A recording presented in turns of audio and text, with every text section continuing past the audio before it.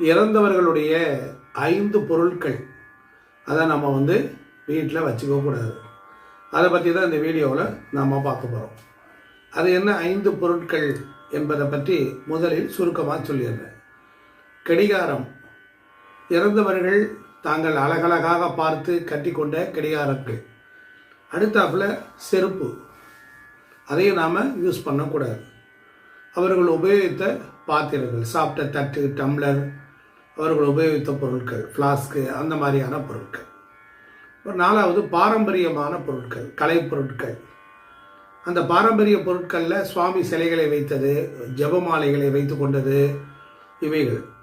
அடுத்தாப்பில் அவர்களுடைய ஜாதகம், அதையும் நாம் யூஸ் பண்ணக்கூடாது. துணிமணிகள், குறிப்பாக துணிமணிகள்.